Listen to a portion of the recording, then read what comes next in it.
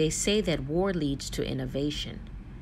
This seems to be true, especially with regards to firearms technology and evolution. Some of the most influential designs were born in the midst of combat.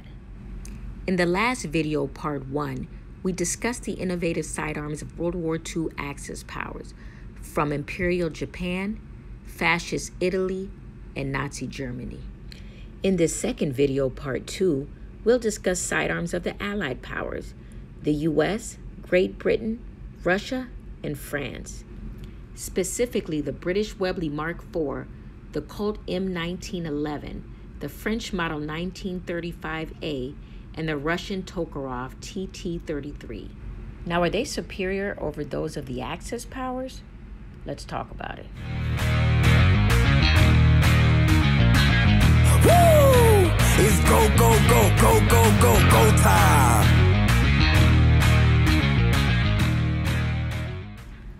First up is the Colt 1911. The 1911 is a legend. It is referred to as the greatest pistol design designed by the greatest firearms designer of modern times. It is the single most influential pistol in the last century, and we will see in this video its widespread influence with respect to other countries copying its design.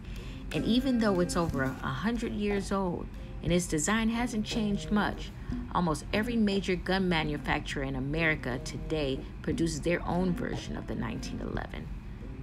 But where did it come from? In the late 1800s, during the Philippine-American War, the U.S. military sidearm was the Colt M 1892, a double-action revolver chambered in .38 long Colt. This smaller and lighter .38 was more anemic than their previous cartridges, the .44 and .45 long Colt. The U.S. soldiers complained that the .38 didn't have enough stopping power for their Filipino adversaries.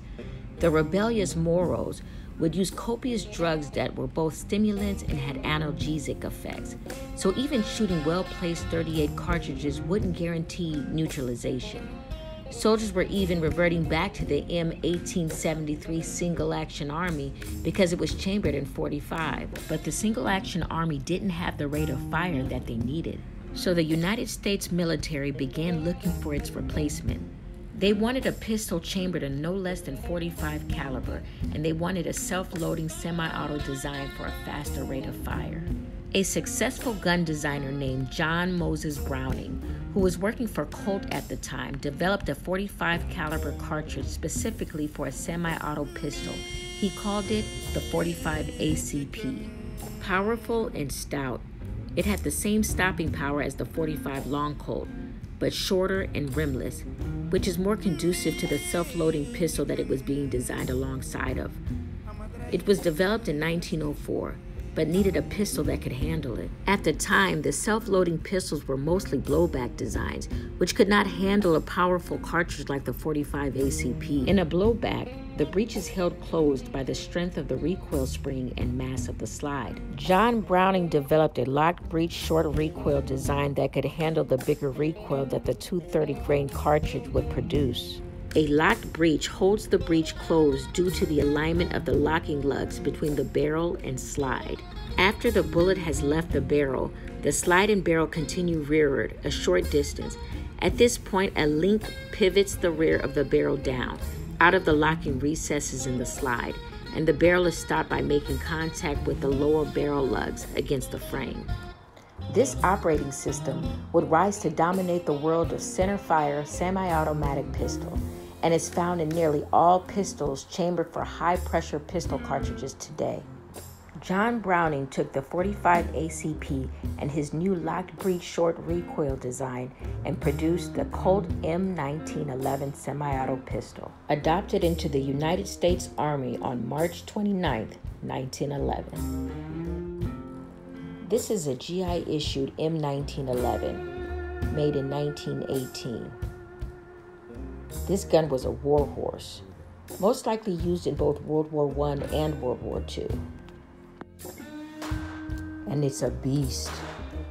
Weighing in at about 2.5 pounds, barrel length 5 inches, muzzle velocity kind of slow, coming in at 830 feet per second. but kicks like a mule. It's single action only, capacity is 7+1, chambered in 45 ACP, so it's harder to control that recoil compared to the Luger chambered in 9mm. This gun is clear.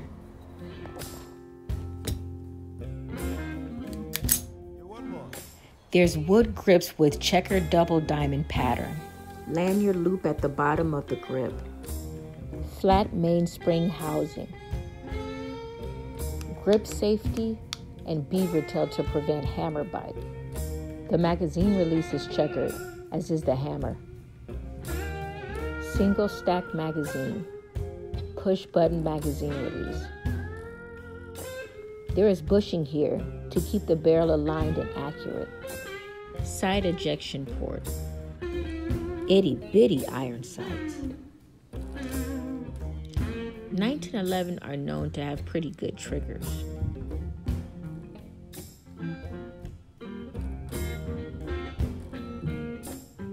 This trigger pull is about 5 pounds and crisp.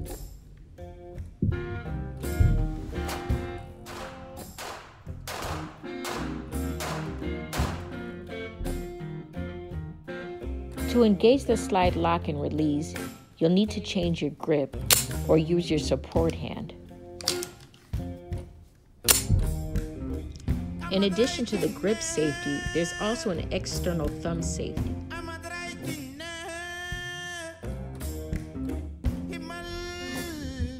Hammer has to be cocked in order to engage the thumb safety. Let's look inside. This gun is still clear. First, press down on this plunger to rotate the bushing clockwise. Now you can remove the plunger. Line up the slide lock with the back notch. Remove the takedown pin. Now you can remove the slide.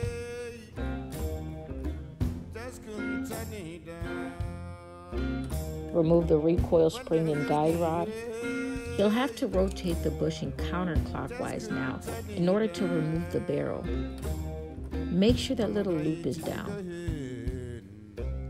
Here's the bushing. Locking lugs on the barrel. This is your basic field strip of the 1911. Now when putting it back together, putting that recoil spring and plunger back in is a bit of a challenge because the guide rod does not extend the full length of the recoil spring. Now it's not as bad as the Russian Tokarev, which has a similar design, but certainly harder than the French 1935A, which we'll talk about later in the video. Battlefield experience in World War I led to some small external changes of the 1911 that were completed in 1924. The new version received a modified type classification M1911A1 in 1926.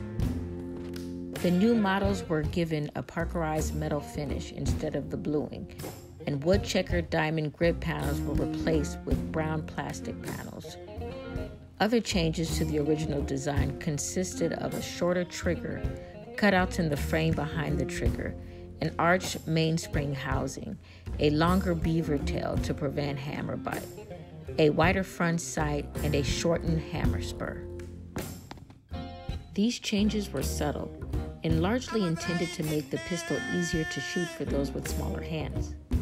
The 1911 served as a standard issue sidearm for the United States Armed Forces from 1911 to 1985. It was widely used in World War I, World War II, the Korean War, and the Vietnam War. It began to receive criticism for its heavy weight and low magazine capacity, so the U.S. military ultimately replaced it in 1985 with the double-action, double-stack M9 Beretta. However, modernized derivative variants of the M1911 are still in use today by some units of the U.S. Army Special Forces, the United States Marine Corps, and the U.S. Navy. The 1911 is truly immortal. it will never die. It just evolves and multiplies. From concealed carry to competition to high-end collectors. Hell, even John Wick used the 1911. Its popularity is higher than it's ever been, and still the best-selling weapon of all times. In almost every pistol released after World War I, you can see the fingerprint of the 1911 in every single design. Second on the list, the Russian Tokarev TT-33, also referred to as the Russian 1911, for reasons we will discuss in a bit. The designation TT-33 stands for Tula Tokarev 1933, referring to the Tula factory where they were originally manufactured, the designer Fedor Tokarev, and the year of design 1933. The Tokarev was initially developed in the late 1920s to replace the 1895 Nagant revolver, which had been in use since the Russian Empire. The 1895 Nagant was a double-action revolver chambered in 7.62 by 38 millimeter rimmed cartridge, which is similar to the .32 Auto. It served as their sidearm during World War I and alongside the Tokarev during World War II as well. I'll be discussing this more during my World War I video. Fedor Tokarev, a Russian weapons designer, initially developed its predecessor, the TT-30, in 1930. Then the improved variant TT-33 in 1933. Inspired by Browning designs, externally it was similar to the Browning FN 1903, but internally it used a lock breech short recoil tilting barrel system from the M1911. It's chambered in the 7.62 by 25 Tokarev round, which was based on the C96 Mauser 7.63 by 25. The Mauser cartridge was commonly used during the Russian Civil War after World War I. Both are bottleneck cartridges. However, the Tokarev round is significantly more powerful, which is why they say you can shoot a Mauser round in a Tokarev, but you can't shoot a Tokarev round in a Mauser. Now, they call this the Russian 1911, but when I compare this round with the 45 ACP, the Tokarev is taller and slimmer, so I assumed that the round would be significantly weaker than the 45 ACP, but I actually was pleasantly surprised. That Tokarev round is spicy and more powerful than it looks. It's an 86 grain bullet. Muzzle velocity is just under 1,500 feet per second, which is significantly faster than the 1911. The Tokarev weighs 1 pound 13 ounces, has a barrel length of 4.6 inches, and capacity is 8+1. My Tokarev came in an original brown leather holster with a spare magazine pouch, an extra 8-round magazine.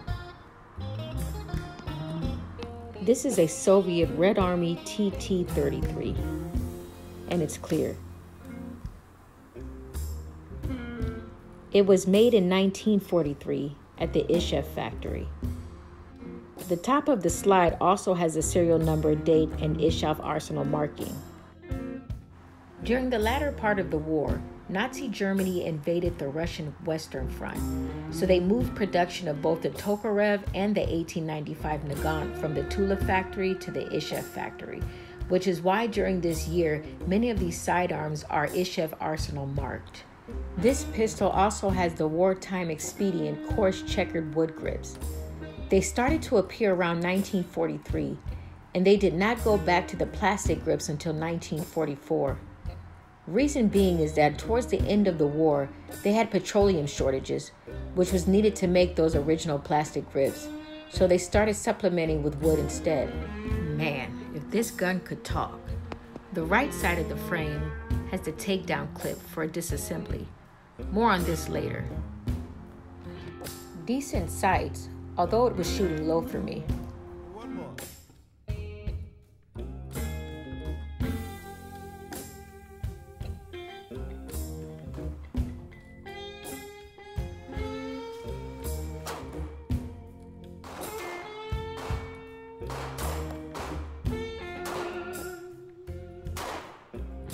Push button magazine release.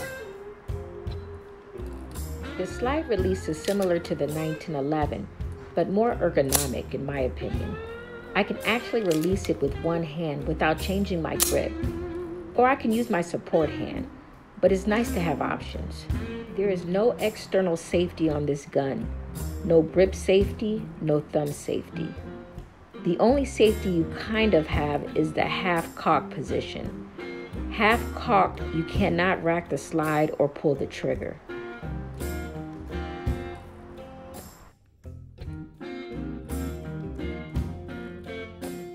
The bushing is similar to the 1911, except it extends further down.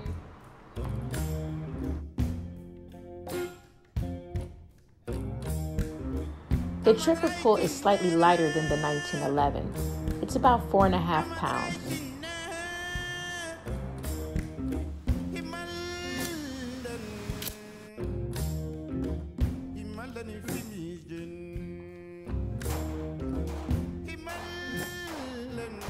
Let's look inside. This gun is clear. Now you want to use something plastic to push that takedown clip back. Now you can remove the pin without having to align the slide like the 1911. Now the slide can come out freely and this recoil spring kind of pops out like this. Rotate the bushing counterclockwise, 180. Now you can remove the barrel. Make sure that little loop is down. There's your bushing. Barrel looks just like the 1911. Recoil spring and guide rod as well. One cool feature that the TT33 has is a modular hammer control unit that you can just pull right out. Makes it easier for cleaning and part replacement. Now the worst part of reassembling this gun is putting back in the recoil spring. Just like the 1911, the guide rod doesn't go all the way through, and you really kind of have to finesse it back in, and boy, for me, it's the worst part of the gun. It's very challenging to reinstall.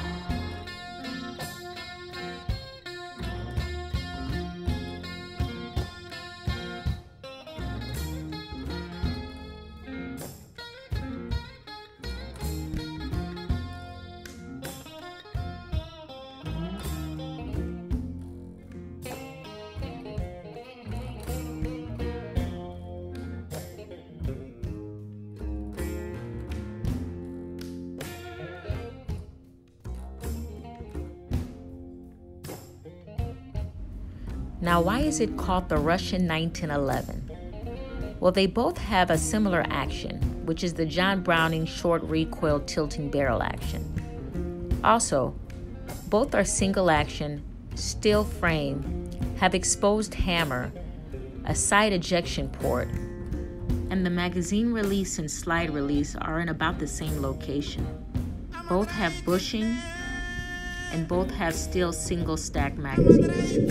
The difference is that the Tokarev is lighter and thinner with a slightly shorter barrel. The trigger pull is slightly less, no grip safety, no thumb safety. And disassembly is different with the takedown clip and the modular hammer unit.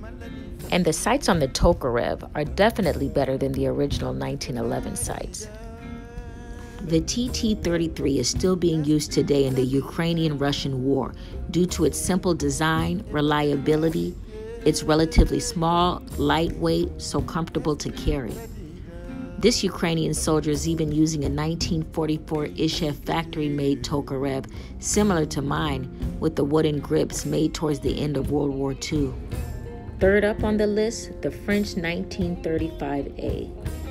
Designed by Swiss engineer Charles G. Petter. During World War I, Charles Petter, a Swiss infantry officer, joined the French Foreign Legion and quickly rose through the ranks to become captain. After the war, he worked as an engineer for the French company SACM, where he was working on a new pistol design. In the 1930s, the French military held trials to select a new sidearm. Petter entered his pistol design, which was selected and designated the Pistole Modèle 1935A. It was based on both the 1911 and the Tokarev designs and fit the specifications of the French military. It was a locked breech, short recoil, single-action pistol, had a magazine safety and a hammer block safety that allowed the pistol to be carried safely with the hammer cocked. Also, the entire hammer, sear, and trigger spring assembly could be removed as a single unit, just like the Tokarev TT 33, and the gun could be field stripped without any tools. Adopted by the French Army in 1937, only a few thousand pistols were delivered to the French government before the German victory over them in 1940. And then by 1944, another 40,000 or so were taken by the Wehrmacht before France was liberated. After the war ended in 1945, France resumed production of the 1935A, and it served as the military sidearm through the 1960s and was used in several military conflicts, including the Indochina, Algerian, and Vietnam War. It's chambered in 7.65 by 20 millimeter, also called the 32 French long. This cartridge was highly criticized for being a weak round for such a pistol with a locked breech, elegant and reliable design. Most people think the French 1935A was better suited for a more powerful round. It's in between a 32 auto and a 380 ACP. It's a touch more powerful than the 32 auto, but less powerful than a 380 ACP. There goes that hammer bite again. Maybe it's a Western European thing. It has a 4.3-inch barrel, weighs 1.5 pounds, and has an 8+1 round capacity. The muzzle velocity is just over 1,100 feet per second.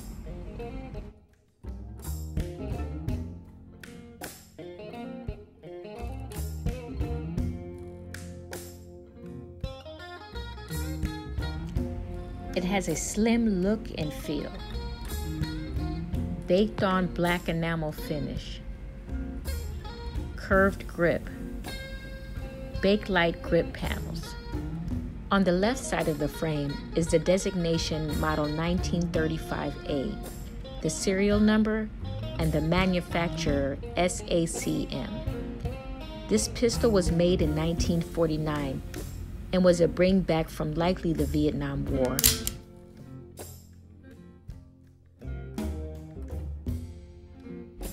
This gun is clear. It has a magazine disconnect. The slide releases in a similar location as the 1911. It has a loaded chamber indicator on the slide that raises when a round is chambered. There's a beaver tail, but it still doesn't stop the hammer bite. And there is no grip safety. It does have a hammer block safety on the left rear of the frame. When safety is engaged, it stands straight up. But you can still rack the slide and pull the trigger when the safety is engaged. It is purely a hammer block. Push it rearward, and a piece of steel prevents the bobbed hammer from striking the firing pin.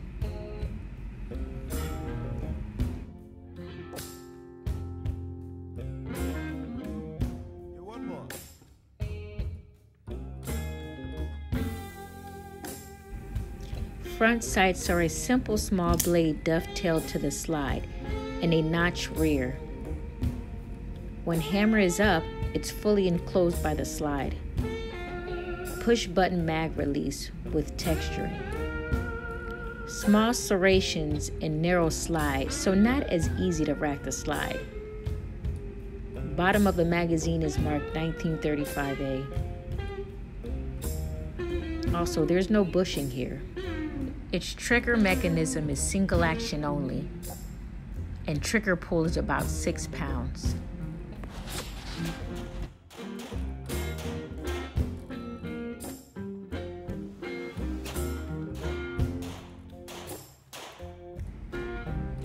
This gun is still clear.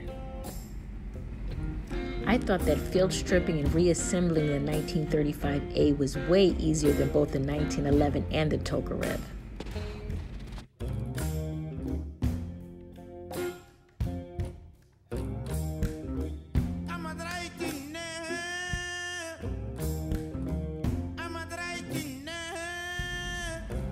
It has a captive recoil spring, so the guide rod goes all the way through.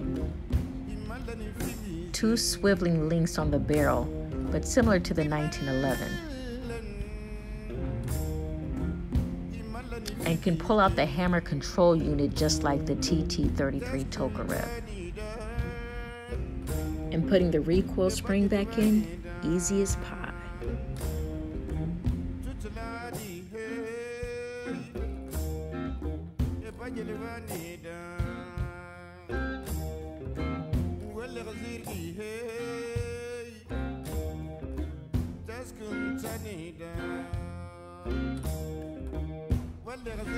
Petter's 1935A design really impressed a Swiss company named SIG, so much so that they purchased a license from SACM in order to produce their P49 handgun, also known as the SIG P210, referred to as one of the finest military sidearms ever made. The SIG P210 will end up evolving into the SIG Sauer P226 used by the Navy SEALs today. Last up on the list is the Webley Mk IV. Now, while the U.S. military upgraded its .38 revolver to a .45 semi-auto, the British downsized from a .45 revolver to a .38 revolver. They did not jump on the semi-auto train initially like the rest of the Allied and Axis powers. At the end of the First World War, the British military decided that the .455 caliber cartridge and its gun, the Webley Mk IV, was too large for modern military use, and concluded after numerous tests and extensive trials that a pistol and .38 caliber firing a 200 grain bullet would be just as effective as the .455 for stopping an enemy. Enter the Webley Mk IV .38 caliber 200 grain bullet. Served the British military from 1932 to 1963. Top break self-extracting double action revolver. It weighs 2.3 pounds, has a barrel length of 5 inches, and a 6-round cylinder. The muzzle velocity is 620 feet per second, even slower than the 1911.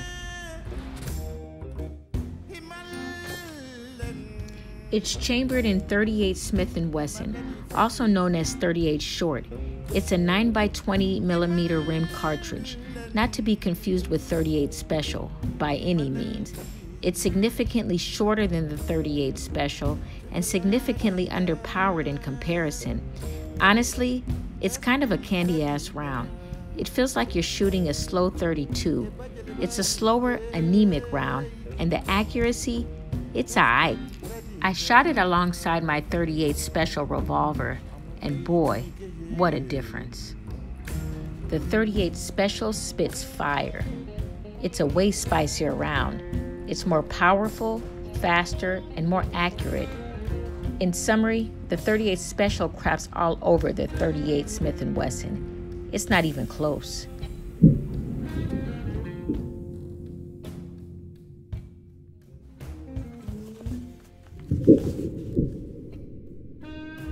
Those produced during World War II has war finish marked on the left side of the frame. At the top, you have the manufacturer Webley and Scott. The coolest part of this gun is the break-open action and self-extractor. Quite efficient, I might add, for this time period.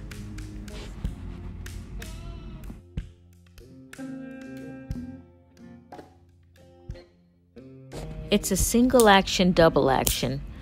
The single action trigger pull is about 5 pounds, and the double action pull is about 12 pounds.